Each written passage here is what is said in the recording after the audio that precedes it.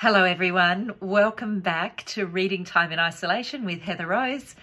I am also one half of Angelica Banks, and today we're reading chapter 4 of Finding Serendipity, the first in our series of the Tuesday McGillycuddy books.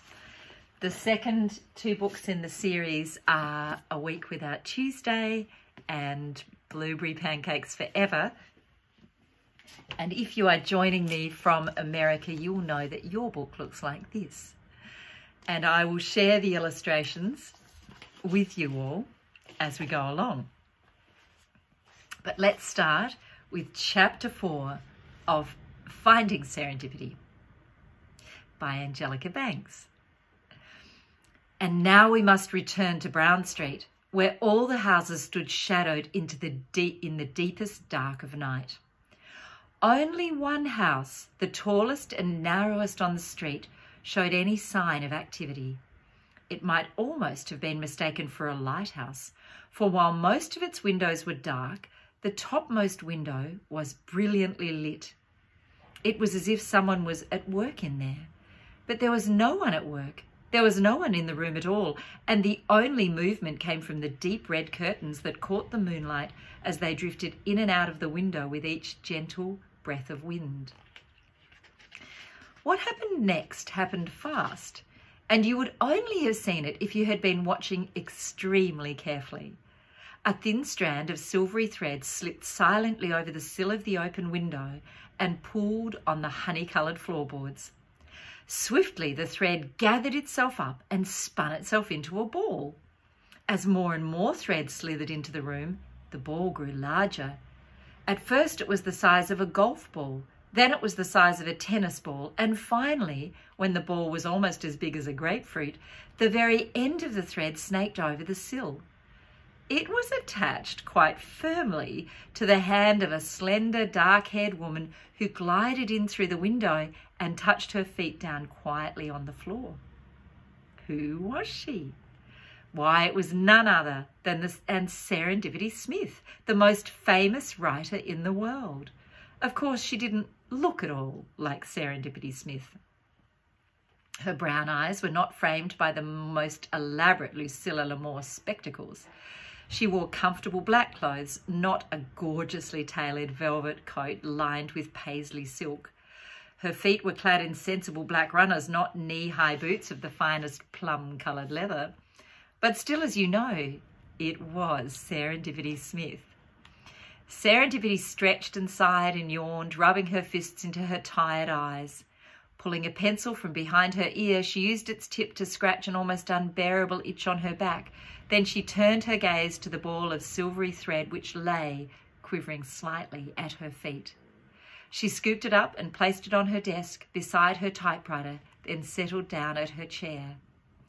From the pile of paper on the right-hand side of her desk, Serendipity took the top sheet and slid it into the typewriter.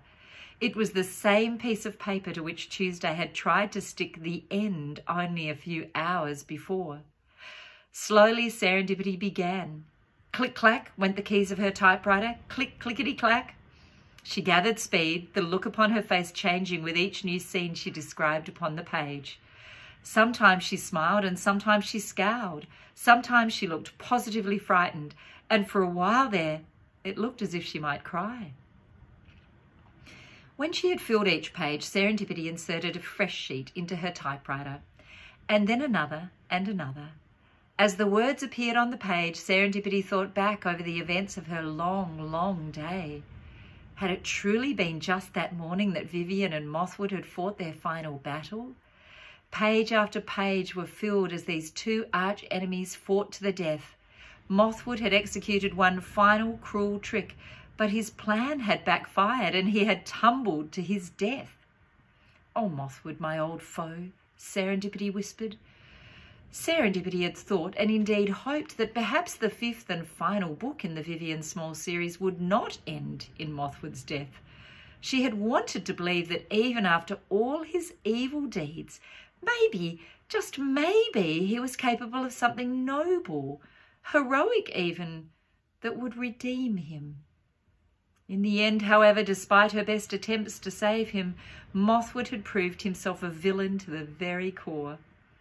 "Goodbye, Mothwood," Serendipity said as the words on her page told the story of his final moments. "I shall miss you, vile as you have always been." She threaded one last page on which she wrote the scene where Vivian Small returned safely to her secret treehouse in the peppermint forest under cover of darkness. Finally, she came to the very last sentence.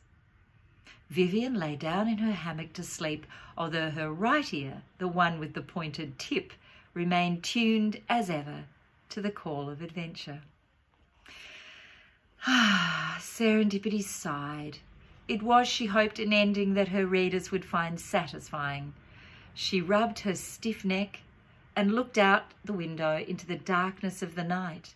It was very, very late. It was so late that it was actually quite early. In just an hour or so the sky would lighten and birds would sing their morning songs. But she had done it. She had finished. She had finally written the last sentence of the last Vivian Small book ever. She checked her watch. It was Saturday morning, and today was the first day of Tuesday's summer holidays. 8 whole weeks stretched out before them, weeks where Serendipity didn't have to write or think about anything, or wear purple boots and long coats and pretend to live in an apartment on the top floor of the most famous hotel in the city.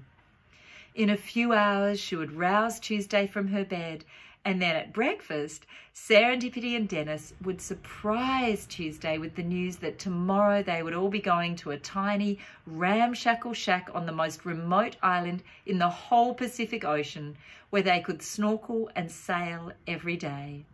There would be just Serendipity and Dennis and Tuesday and Baxter. No book signings, no television appearances, no radio interviews, no literary festivals, just reading and dreaming and snorkeling and sailing and playing Cluedo and Scrabble and cards. Wearily, Serendipity reached for the silver case containing the end. Flipping open the tiny box, she was surprised to see that the words were not, as they usually were, laid out in their tiny curling script. Instead, they were all scrunched up and unreadable, as if they'd been blown about in a wind. "That's very odd," Serendipity Smith said. But being too tired to give it any further thought, she simply lifted the silvery thread out and was about to place the words down at the bottom of her page when she stopped. "No, not yet," she whispered. "Best to sleep on it." For Serendipity knew that what all writers know, that once the end has been set down at the bottom of a page, that's it. It's over. The story is absolutely, quite definitely finished. Serendipity told herself that she would return to her writing room later in the morning after breakfast and check over the manuscript one last time. And then, if she was happy, she could add the end. Yes, she decided, the end could wait until then. It was time to sleep. Serendipity pulled the window closed, latching it securely. The ruby beads hanging from the lamp on the table tinkled as she switched it off. She flicked off the main light too, wondering vaguely who had left it on, and suspecting that Dennis must have done this to welcome her home. The door clicked closed behind her and she padded quietly down the stairs. But before she went to bed, there was something she had to do. And perhaps you know what it is, or perhaps you don't. Perhaps you don't actually know that long after you have drifted off to sleep, your mother or father or someone else who loves you will invariably tiptoe into your room. They will pull your covers up over your shoulders if it's cold, or fold them at the bottom of your bed if it's hot. They will turn your light down or off and pick up that pair of shoes you've left lying in the middle of the floor. And do you know what they do next? For the briefest moment, they will watch you sleeping. They might stroke your cheek or kiss your head or whisper a good dream into your ear, or perhaps they just stand there and think how lovely you are and blow you a kiss and leave you to your sleep. Like most mothers, Serendipity loved to look in on her daughter before she went to bed herself. And so, tired as she was after her long, long day, she had a gentle smile on her face as she tiptoed down the stairs to Tuesday's bedroom. As usual, Tuesday had gone to sleep with her light on and her bedroom door ajar, so there was light spilling out of the room onto Serendipity's feet as she carefully pushed open the door.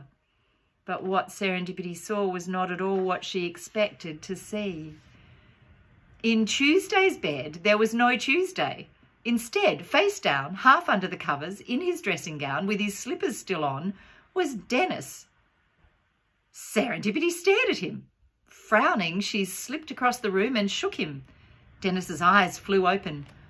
"What happened?" Serendipity said. "Where's Tuesday?" "Back already?" Dennis said, coming slowly to his senses. "How did it go? Did she find you all right?" "Did who find me?" "Well, Tuesday." "Tuesday?" said Serendipity, startled. "Why on earth would Tuesday?" "She went to find you," said Dennis, bewildered, his hair mussed, his hands searching about for his glasses on the bedside table. "Find me? How could she find me?" Serendipity said, starting to sound shrill. "Why isn't she here with you?" "Well, because she went to find you," Dennis repeated, also starting to sound a little angry. He sat up, put on his glasses and looked keenly at his wife. "But that's impossible," said Serendipity, sitting down beside him. "You know that's impossible." "Not if she started a story that would take her there," said Dennis. "But she's a child. Surely she couldn't." "But she did," said Dennis, a little more calmly. "Here, look." And he drew from his dressing gown pocket the story Tuesday had begun on the typewriter. He unfolded the single page and handed it to Serendipity, who slowly took in the words. "And Baxter?" she asked when she had finished. "With her." "There was nothing different about him?" Serendipity asked, frowning. "Not at all." "Oh, my goodness," said Serendipity, "she really did it." "The only problem is," said Dennis, "she's gone looking for you there, and now you're here." They sat there together for a moment in silence, both staring at the sheet of paper. Then Serendipity jumped up and said, I have to go. I have to go and find her." Dennis nodded. "I think that might be best." "If I go quickly, maybe I can catch her before she gets to the library. Once the librarian gets hold of her, well, then it'll be too late for her to back out. She'll have to go all the way to the end," said Serendipity, starting for the door. "All right," said Dennis, following her. "I can't believe you let her go," Serendipity said as they quickly climbed the stairs. "Was there nothing you could do?" "No," said Dennis. "She was in the air by the time I got there. Before I'd even crossed the room, she was out the window. Baxter was in her arms and she looked so entirely happy. They both did." "Oh dear, oh dear, oh dear, oh dear," said Serendipity. "The first time can be very tricky, you know. Anything could happen." "She's a clever girl," said Dennis. "She'll work it out." "I should have been back," Serendipity said, her brow furrowed, her tone growing more anxious by the moment. "But I felt such an urgency to finish the book. I'd never experienced anything like it. I had this enormous surge of determination that I must finish the book. Today, I never imagined."